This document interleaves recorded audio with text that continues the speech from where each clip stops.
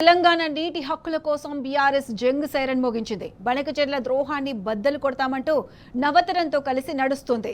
AP జల దోపిడీని అడ్డుకునేందుకు, తెలంగాణ వాటాను కాపాడుకునేందుకు తెలంగాణ విద్యార్థి వీరులను ఏకం చేస్తుంది.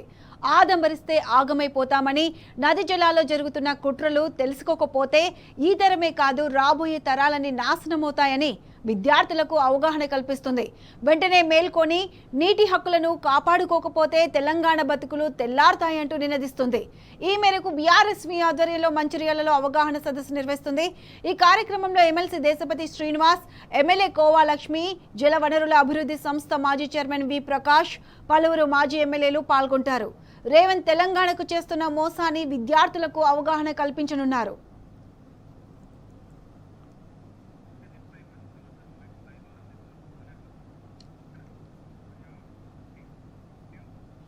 ఇదే అంశానికి సంబంధించి పూర్తి అప్డేట్స్ మా ప్రతినిధి ఉమేష్ లైవ్ లో అందిస్తారు. ఉమేష్, చెప్పండి, ఈ మేరకు బీఆర్ఎస్వి ఆధ్వర్యంలో మంచిర్యాలలో అవగాహన సదస్సు జరుగుతుంది. దీనికి సంబంధించి పూర్తి అప్డేట్స్ ఏంటి? Thank you Pratyusha. Banakacherla link ప్రాజెక్టును రద్దు చేసి గోదావరి నదిపై తెలంగాణ హక్కులను కాపాడాలంటూ బీఆర్ఎస్వి ఆధ్వర్యంలో మంచిర్యాల జిల్లా కేంద్రంలోని బీఆర్ఎస్ పార్టీ కార్యాలయంలో విద్యార్థులకు అవగాహన సదస్సు నిర్వహిస్తున్నారు. ఈ కార్యక్రమానికి మంచిర్యాల జిల్లాలోని చెన్నూరు, బెల్లంపల్లి, మందం, మంచిర్యాల నియోజకవర్గాలతో పాటు కొమరంభీం ఆసిఫాబాద్ జిల్లా సంబంధించి సిర్పూర్, ఆసిఫాబాద్ నియోజకవర్గాల నుంచి మొత్తం 5 నియోజకవర్గాల నుంచి దాదాపు 500 మంది విద్యార్థులు ఈ కార్యక్రమంలో పాల్గొన్నారు. ఈ కార్యక్రమానికి సంబంధించి ప్రస్తుతం మనతో పాటు మాట్లాడడానికి బీఆర్ఎస్ మంచిర్యాల జిల్లా అధ్యక్షుడు, మాజీ ఎమ్మెల్యే బాల్క సుమన్ గారు ఉన్నారు. సుమన్ గారు, చెప్పండి, ప్రధానంగా ఇవాళ విద్యార్థులకు ఈ బనకచెర్ల లింకు ప్రాజెక్టు మీద అవగాహన సదస్సు ఏ విధంగా కల్పించనున్నారు? అంటే గోదావరి నది జలాల్లో మన ప్రయోజనాలను ఆంధ్రప్రదేశ్ ప్రభుత్వానికి తాకట్టు పెడుతూ రేవంత్ రెడ్డి చంద్రబాబు నాయుడు శిష్యుడు కాబట్టి నరేంద్ర మోడీ చెప్పినట్టుగా, చంద్రబాబు నాయుడు చెప్పినట్టుగా విని రాజీపడి గోదావరి జలాలను వాళ్ళకి అప్పచెప్తున్నాడు. సో అసలు బీఆర్ఎస్ పార్టీ నాటి టీఆర్ఎస్ పార్టీ, ఈ పార్టీ ఏర్పాటైందే ఆనాడు నీళ్లల్లో, నిధుల్లో, నియామకాల్లో తెలంగాణకు జరుగుతున్నటువంటి అన్యాయాన్ని దృష్టిలో పెట్టుకుని 2001లో ఈ పార్టీ ప్రారంభించబడ్డది. సో 25 సంవత్సరాల పార్టీ ప్రస్థానంలో ఆనాడు 14-15 సంవత్సరాల ఉద్యమ పార్టీగా, మొన్న 10 ఏళ్ళు అధికార పార్టీగా తెలంగాణ ప్రయోజనాల విషయంలో నిటారుగా నిలబడ్డటువంటి ఏకైక పార్టీ ఈ ప్రాంతంలో మా పార్టీ. కానీ వాళ్ళ మేము ప్రతిపక్షంలో ఉన్నాం, అధికారంలో లేము. అధికారంలో ఉన్న రేవంత్ రెడ్డి మన గోదావరి జలాలను ఆంధ్రప్రదేశ్ రాష్ట్రానికి గురుదక్షిణగా ఇస్తున్నటువంటి తరుణంలో తెలంగాణ విద్యార్థుల్ని, తెలంగాణ యువతను, తెలంగాణ ప్రజానీకాన్ని మరొకసారి వాళ్ళందరినీ కూడా జాగృతం చేయడానికి, వాళ్ళందరికీ అవగాహన కల్పించడానికి దీని మీద బీఆర్ఎస్వి ఆధ్వర్యంలో మేము కార్యక్రమాలు తీసుకుంటున్నాం. మొన్న 26వ తేదీన హైదరాబాద్లోని ఉప్పల్లో రాష్ట్ర స్థాయి విద్యార్థి సదస్సు జరిగింది. సుమారు 2600 మంది 119 అసెంబ్లీ నియోజకవర్గాల నుంచి దానికి హాజరైనారు. హరీష్ రావు గారు, దేశపతి శ్రీనివాస్ గారు, జగదీశ్వర్ రెడ్డి గారు, కేటీఆర్ గారు ఆ కార్యక్రమంలో పాల్గొని మా శ్రేణులందరికీ దిశానిర్దేశం చేసినారు. దాని తదనంతరం కేసీఆర్ గారి ఆదేశాల మేరకు జిల్లాల్లో కూడా విద్యార్థి సదస్సులు నిర్వహించాలనేటటువంటి ఆలోచన చేసినాం. దాంట్లో భాగంగా ఫస్ట్ మంచిర్యాల, ఆసిఫాబాద్ 2 జిల్లాలకు సంబంధించిన విద్యార్థి సదస్సు ఇక్కడ నిర్వహించి గోదావరి బనకచెర్ల లింక్ ప్రాజెక్టు అసలు స్వరూపం ఏంది, దాని ద్వారా మీదికి వీళ్ళు చెప్తున్నట్టు 200 టీఎంసీలు కాదు 400 టీఎంసీల నీళ్లు గోదావరి నది నుంచి ఎట్లా నాన్ బేసిన్కు మళ్లించాలని కుట్ర చేస్తూ ఉన్నారు. చంద్రబాబు నాయుడు గతంలో ఏ రకంగా తెలంగాణ ప్రాజెక్టులకు వ్యతిరేకంగా కేంద్ర ప్రభుత్వ సంస్థలకు లేఖలు రాసిండు. అదేవిధంగా కాళేశ్వరం ప్రాజెక్టును కూలేశ్వరం అని చెప్పి అది 2 పిల్లర్లు గుంగితే మేడిగడ్డ బ్యారేజ్లో మొత్తం కాళేశ్వరం ప్రాజెక్టునే పక్కకు పెట్టి గోదావరి జలాలు, ప్రాణహిత జలాలు ఎలా కిందికి పంపిస్తున్నారు రేవంత్ రెడ్డి అనేటటువంటి విషయంలో కూడా వీళ్ళందరినీ కూడా ఎడ్యుకేట్ చేయడానికి ఈ కార్యక్రమం పెట్టినాం. మిగతా జిల్లాల్లో కూడా ఈ సదస్సులు నిర్వహిస్తాం. రాబోయే రోజుల్లో పెద్ద ఎత్తున కార్యాచరణ తీసుకొని మేము ముందుకు సాగుతాం. రేవంత్ రెడ్డి రాజీ పడవచ్చు, కానీ రాజీ లేని పోరాటం మేము చేస్తాం.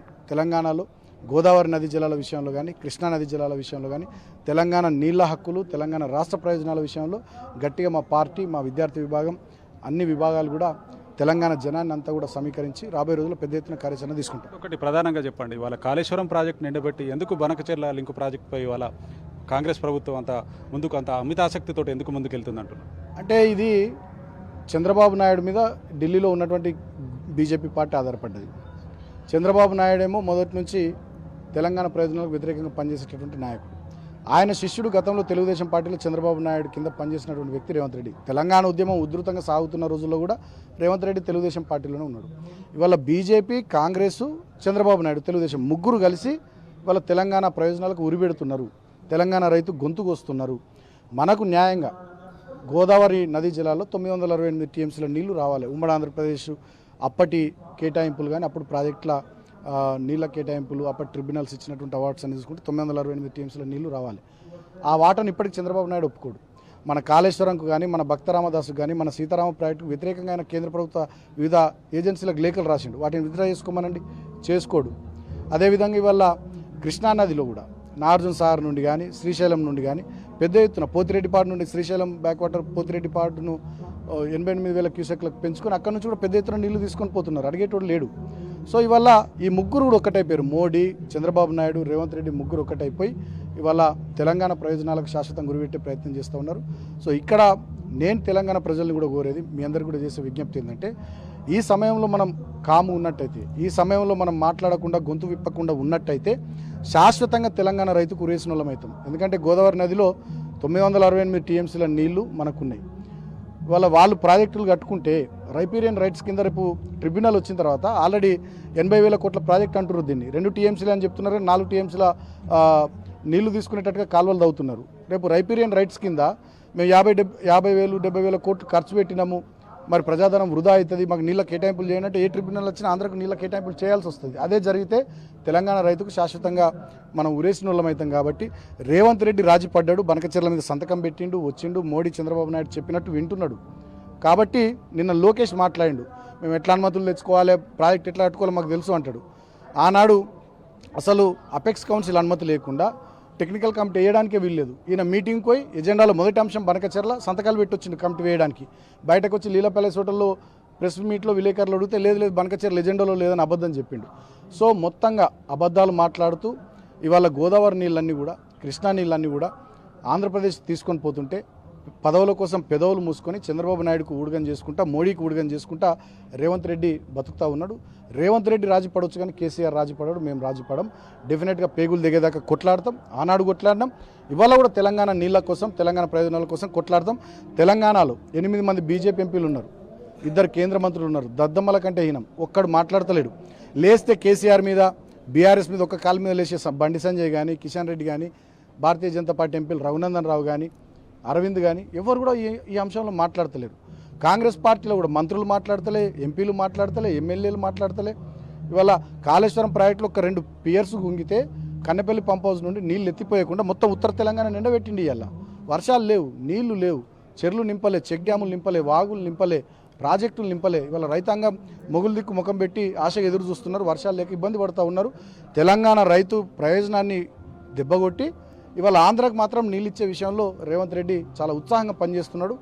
దీని విషయంలో ప్రజల్ని, విద్యార్థుల్ని, యువతని, మహిళల్ని అందరినీ డెఫినెట్గా సమీకరించి భవిష్యత్తులో చాలా పెద్ద ఎత్తున పోరాటం చేస్తాం. ప్రధానంగా ఒకటి చెప్పండి, ఇవాళ నదీ జలాల పంపకాలకు సంబంధించి ట్రిబ్యునల్ పరిష్కారం చేయాల్సిన అంశాలను ఇవాళ కమిటీ పేరుతోటి ఇవాళ తెలంగాణ అలాగే ఆంధ్రప్రదేశ్ ప్రభుత్వాలు కూడా ముందుకెళ్తున్నాయి. దీన్ని మనం ఎట్లా చూడొచ్చు అంటే ఇప్పుడు ఏమవుతుందంటే చంద్రబాబు నాయుడు ఎంపీల బలం మీద ఇవాళ ఢిల్లీలో మోడీ ప్రభుత్వం, బీజేపీ ప్రభుత్వం ఆధారపడి ఉంది. ఇవాళ మనమే బీఆర్ఎస్ వాళ్ళం ఒక 10-15 మంది ఎంపీల ముందుంటే ఇవాళ ఈ పరిస్థితి ఉండేనా? ఇవాళ కేసీఆర్ గారే ఇక్కడ ముఖ్యమంత్రి ఉండుంటే ఇవాళ ఈ పరిస్థితి ఉంటుండేనా? 10 ఏళ్ళు కుక్కిన పేనులు లెక్కున్నాడు ఒక్కొక్కడు. ఇవాళ ఎట్లా మాట్లాడుతున్నారు, మన నీళ్ళని ఎట్లా ఎత్తుకొని పోవాలని చూస్తున్నారు. దుర్మార్గం ఏంటంటే ఆంధ్రప్రదేశ్ ప్రభుత్వం ఏమో మేము తెలంగాణ నీళ్ళని తీసేసుకుంటామంటది. నిన్న లోకేష్ అంటాడు, ఆంధ్రప్రదేశ్ మంత్రి మేము ప్రాజెక్ట్ ఎట్లా కట్టుకోవాలో మాకు తెలుసు, అనుమతులు ఎట్లా తెచ్చుకోవాలో మాకు తెలుసు. నిమ్మల రామనాయుడు ఆంధ్రప్రదేశ్ మంత్రి అయిపోయింది, ఆల్రెడీ ఒప్పుకున్నాడు తెలంగాణ ముఖ్యమంత్రి, సంతకాలు కూడా అయిపోయినాయి, త్వరలో కమిటీ ఇస్తున్నాం, ప్రాజెక్ట్ పనులు స్టార్ట్ అయితే ఆయన మాట్లాడతాడు. చంద్రబాబు నాయుడు లేదు మేము సముద్రంలోకి నీళ్లు పోతున్నాయి కాబట్టి మేము కట్టుకుంటున్నామని చంద్రబాబు నాయుడు మాట్లాడతాడు. అంటే గతంలో సముద్రంలోకి నీళ్లు పోలేవా? గతంలో ఎందుకు కట్టుకోలే అంటే నీకు తెలుసు, ఏం తెలుసు? చంద్రబాబు నాయుడు కూడా గతంలో ముఖ్యమంత్రిగా పనిచేసినాడు, అనుభవం ఉన్నాడు. ఆయనకేం తెలుసు? కేసీఆర్ ఇక్కడ ముఖ్యమంత్రి ఉన్నాడు, తెలంగాణకు రావాల్సిన నీటి వాటను మనం తన్నుకొని పోతే ఆయన చూస్తూ ఊకోడనే భయం ఉండి కేసీఆర్ ఉన్న రోజులు ఆయన ఏం మాట్లాడలే. ఇవాళ ఆయన శిష్యుడు రేవంత్ రెడ్డి వచ్చినప్పుడు ఈయన మాట్లాడుతుండు. సో ఆంధ్రప్రదేశ్ వాళ్ళు ఏమో మేము నీళ్లు తీసుకుపోతామని మాట్లాడతారు. మహారాష్ట్ర మంత్రి చంద్రకాంత్ భవన్ కూడా ఏమంటాడు, మేము ఊళ్ళు 16 ఊర్లు కలుపుకుంటాం మహారాష్ట్రలో అని మాట్లాడతాడు. అంటే మహారాష్ట్ర ప్రభుత్వం ఊళ్ళని కలుపుకుంటుంటుంది, ఆంధ్రప్రదేశ్ ప్రభుత్వం నీళ్ళని మలుపుకుంటుంటుంది. ఒక్క కేసీఆర్ ఇవాళ ప్రభుత్వంలో లేకపోతే, బీఆర్ఎస్ ఎంపీలు ఢిల్లీలో లేకపోతే ఇవాళ తెలంగాణకు ఏ రకంగా నష్టం జరుగుతుందో తెలంగాణ సమాజాన్ని కూడా ఆలోచించమని కోరుతా ఉన్నాం. ఇవాళ పార్లమెంట్ సమావేశాలు జరుగుతున్నాయి, 8 మంది ఎంపీలు కాంగ్రెస్ నుంచి ఉన్నారు. మరి చంద్రబాబు నాయుడు మీ పార్టీ కాదు కదా, బీజేపీ మీ పార్టీ కాదు కదా, మరి తెలంగాణ ప్రయోజనాల విషయంలో కాంగ్రెస్ ఎంపీలు ఎందుకు లొల్లి పెడతలేరు ఢిల్లీలో? మీ లోపాయికారు ఒప్పందం ఏంది? ఒక్క మంత్రి మాట్లాడతలే. తర్వాత బీజేపీ నుంచి 8 మంది ఎంపీలు ఉన్నారు, వాళ్ళు కూడా మాట్లాడతలే. కాబట్టి ఈ బీజేపీ, కాంగ్రెస్, తెలుగుదేశం ఈ ముగ్గురు కలిసి చేస్తున్న కుట్రను ప్రజల్లోకి తీసుకొని పోవడానికే ఈ కార్యక్రమం. ఓకే, మొత్తంగా ఇవాళ తెలంగాణ కాంగ్రెస్ ప్రభుత్వంతో పాటు అటు ఆంధ్రప్రదేశ్ ప్రభుత్వాలు చేస్తున్న బనకచెర్ల లింక్ ప్రాజెక్టుపై చేస్తున్న కుట్రను బహిర్గతం చేయడానికే ఇవాళ ఇంత పెద్ద ఎత్తున కూడా మంచిర్యాల జిల్లా కేంద్రంలోని బీఆర్ఎస్ పార్టీ కార్యాలయంలో విద్యార్థులకు అవగాహన సదస్సు నిర్వహిస్తున్నారు. ఎట్టి పరిస్థితుల్లోనూ బీఆర్ఎస్ పార్టీ బనకచెర్ల లింకు రద్దుపై పోరాటం చేస్తుందని బీఆర్ఎస్ పార్టీ మంచిర్యాల జిల్లా అధ్యక్షుడు బాల్క సుమన్ గారు అంటున్నారు. ఇది ఇక్కడ తాజా పరిస్థితి. ఇప్పుడు journalist over to Hyderabad studio.